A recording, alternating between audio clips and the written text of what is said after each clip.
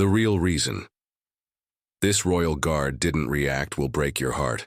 Welcome to the channel, friends. If you love true stories that touch the heart and leave you thinking long after the screen fades to black, you're in the right place. Before we dive in, take a moment to let us know in the comments, where in the world are you watching from? We'd love to hear from you. And if you haven't already, hit that subscribe button and turn on the bell so you don't miss tomorrow's story. It's one you won't want to miss. Now get comfortable, because what you're about to hear is more than just a story. It was a crisp autumn morning outside Buckingham Palace. The kind of day when tourists line up shoulder to shoulder, phones held high, waiting to catch a glimpse of tradition in motion, the changing of the Queen's Guard. Among the crowd was a group of young American tourists, laughing loudly. Their phones already live on TikTok and Instagram. One of them, a tall guy in his late 20s named Tyler, wearing a backwards cap and a loud football jersey, nudged his friend and whispered, "Watch this." He ducked under the rope barrier and strutted toward the stationed guard like he was entering a frat party. "Let's see if the mannequin moves," he said, throwing his arms wide and leaning in just inches from the guard's face. Tyler waved his hand inches from the soldier's nose, mimicking the guard's posture, mocking his discipline, laughing louder as more onlookers pulled out their phones. His friends cackled in the background, encouraging him. "Come on, man, make him flinch," one shouted. But the guard stood absolutely still, not a twitch, not a blink. His eyes were fixed forward, unshaken. His boots remained planted, polished to a mirror shine. His bearskin cap towered high, almost brushing the sky, his rifle gripped with ceremonial precision. To most, he was just a tourist attraction, another photo op in London. But for those who looked closer, something about his stillness felt heavier. In the crowd, standing behind a young family from Texas, was an older gentleman named Mr. Gerald Lewis, a 76-year-old Vietnam War veteran. He had seen plenty of young men try to look brave. He knew the difference between silence and strength. And in that moment, he leaned toward the little girl in front of him and said quietly, "He's not a mannequin, sweetheart. He's a soldier." The girl looked up at him, eyes wide, as Tyler danced back from the rope, triumphantly pumping his fist like he'd just won a game. Mr. Lewis noticed something. Just for a split second, as the guard's gaze followed the commotion, the veteran saw the slightest redness in the soldier's eyes. Not from anger, from holding something in. Pain, maybe, or memory. But it was there. The energy in the crowd shifted. People started murmuring. A few turned their cameras away. One woman muttered, under her breath, "That was too far." Another mother shook her head at her teenage son as if to say, "Don't ever be like that." Even Tyler's laughter began to feel hollow, echoing against a silence that suddenly grew louder than his voice. Minutes passed. The crowd settled. The guards rotated, the ceremony resumed, and the tourists moved on. But Mr. Lewis stayed behind, for a moment longer. His eyes didn't leave the guard's posture, not out of curiosity, but out of respect. He'd seen that kind of composure before, back in the jungles of Da Nang, on long nights when standing still meant survival. He didn't know the guard's name, he didn't know his story, but he knew what it took to stay unmoved when everything inside you wanted to react. As the wind picked up slightly and the flags overhead rustled in the breeze, Mr. Lewis tipped his cap gently and whispered, "Carry on, soldier." He turned and walked away, leaving behind a crowd that had come for spectacle, but, without even knowing it, had witnessed something far more sacred. Later that afternoon, just past 2 p.m., the ceremonial guard rotation ended. The crowd had thinned, the laughter faded, and the square was settling into its usual rhythm. But inside the guard station, behind the tall black gates of Buckingham Palace, the mood was heavier. Ethan Walker, the same Queen's Guard who had been mocked earlier that day, stepped off duty. His uniform was immaculate. His boots, though scuffed by the stone, still shined under the overhead lights. His bearskin cap was tucked under his arm. But his posture, always rigid, always sure, was just slightly off. Subtle, but enough for the sergeant on duty to notice. "You good, Walker?" the sergeant asked, more out of habit than concern. Ethan gave a quick nod. "Yes, sir." But his hands betrayed him. Slight tremors. Just a flicker, just enough. He made his way to the locker room in silence, unfastened his ceremonial belt, and sat down on the bench, his back against the cold tile wall. For a moment, he just stared at the floor. The buzz of fluorescent lights above filled the room. Outside, Big Ben rang the hour, but inside, everything felt quiet. Too quiet. A fellow guard, Thomas, entered, unbuttoning his own tunic. "Rough crowd today?" he asked casually. Ethan didn't respond right away. Then, almost out of nowhere, he whispered, "It's been a year." "Exactly." Thomas looked over, suddenly more alert. "Today?" Ethan nodded. "To the day." "Same?" "Date, same hour." There was a long pause before he continued. "1 year ago, my little brother, Caleb, he was stationed in Iraq, National Guard. He volunteered to take someone else's night shift. It was supposed to be quiet. But a roadside bomb went off. He was 23. Thomas didn't say anything. He just stood still, letting the weight of the words settle. "I promised Mum I'd stand post today," Ethan said, voice tight. "In uniform, in silence, for him." Thomas swallowed. "Was it that guy earlier, the one waving his arms?" Ethan's jaw clenched. "Yeah, tall guy, American. Got in my face, tried to make me react." Thomas shook his head. "What a prick, but..." Ethan didn't respond with anger. Instead, his voice lowered into something softer. "I wasn't mad at him. I was scared that I would react, that I'd break, that I'd disgrace the uniform, that I'd let Caleb down." The room was still. You could have heard a pin drop. "I saw his face for a second," Ethan continued, eyes glazing over. "Not the drunk tourist, my brother's. The same laugh, the same reckless grin. It hit me like a brick, and I just held it in." Thomas sat beside him. "You didn't move, not an inch. You honored him." Ethan gave a bitter half-smile. "You know what's crazy? People think we're statues, props for their vacation videos. But inside these uniforms are men carrying memories, ghosts, and grief." Thomas patted him on the shoulder. "That's why we wear them, not to hide those things, but to carry them with honor." Just then, the sergeant walked in, holding a folded piece of paper. "Walker, you've got mail." Ethan looked up, confused. The sergeant handed him an envelope. No name, just 2 words written in shaky handwriting. "Thank you." Inside was a short note. "I was in the crowd today. I saw how that man treated you, and I saw how you stood.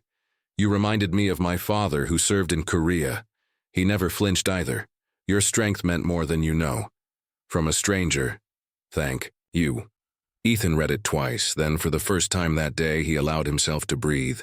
And behind that breath, in the corner of his eye sat a single tear. Quiet, unannounced, but deeply earned. The note stayed in Ethan's hands long after the others had left the room.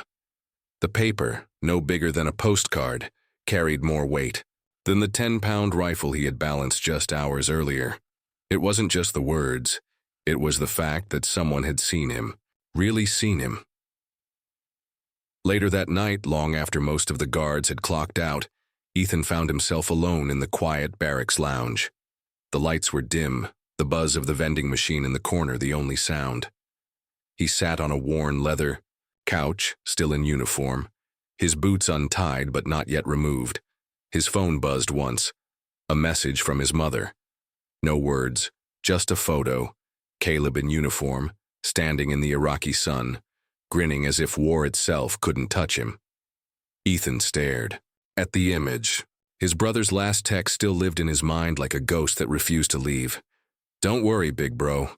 I got this shift covered. Tell Mom I'm good." But he hadn't been good. The IED had gone off barely 40 feet from where Caleb had stood. It ripped through a convoy vehicle, killed 3 and injured 5 more. Caleb had been the first one out of the bunker, trying to pull a wounded private from the blast zone. That bravery had cost him his life. 23 years old. 5 days from coming home. Ethan remembered getting the call. He'd just finished. A morning drill at Buckingham Palace when his commanding officer approached. Expression stiff, voice too calm. "Walker, I need a word." That was all it took. He knew. Before a single sentence was spoken, his legs had already gone weak. Now, a year later to the day, he was still standing. Barely, but standing. He pulled a small item from the inside of his jacket, a bracelet, worn, dirty, frayed at the edges. It had Caleb's name and unit number etched into a steel plate. Below that, "No man left behind." Ethan clenched it in his hand. "I'm still here, little brother," he whispered. Suddenly, a knock at the door, soft, hesitant. It opened slightly. Thomas leaned in, holding 2 mugs of something steaming. "Didn't know if you'd still be here," he said. Ethan nodded. "Couldn't leave yet?" Thomas walked in, sat down beside him, handed him one of the mugs. "Chamomile, don't judge me. My mom swears by it." Ethan chuckled, just a little. "You're a weird guy." "I know." There was a pause. Then Ethan said, "I've never told anyone what happened that day. Not fully. You don't have to. I want to." And so he did. For the next 10 minutes, Ethan spoke in a low, steady voice. He told Thomas about the call, the funeral, the letter Caleb had written a week before he died, but that arrived after the burial.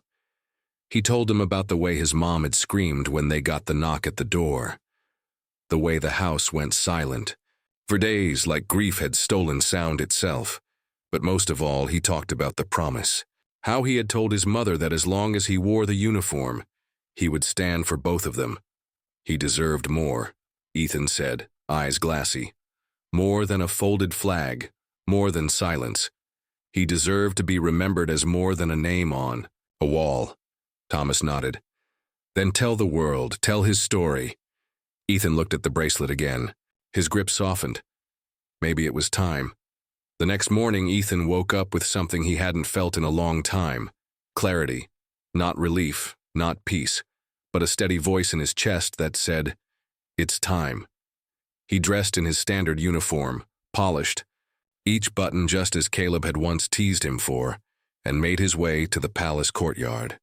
But instead of reporting for duty, he requested a private audience with the guard captain. It wasn't something he did lightly. Queen's guards weren't known for speaking up or seeking attention. They were trained to be invisible, silent symbols of tradition. But this wasn't about attention. It was about honor, about truth. Ethan stood tall before the captain and said, "Sir, I want permission to speak. I want to share my brother's story, not to glorify myself, but to remind the public who stands behind this uniform." The captain, a stern man with silver hair and a chest full of medals, narrowed his eyes. "This isn't typical protocol, Walker." "I know, sir, but neither was the disrespect yesterday, and neither is the silence we're expected to keep, while strangers mock what we've sacrificed." The captain studied him for a long moment. Then, to Ethan's surprise, he nodded. "Permission granted. Keep it professional. Keep it real." That evening, Ethan sat down with a military journalist who had long admired the discipline of the Queen's Guard. For the first time, he removed his cap on camera, revealing not just his face, but his grief.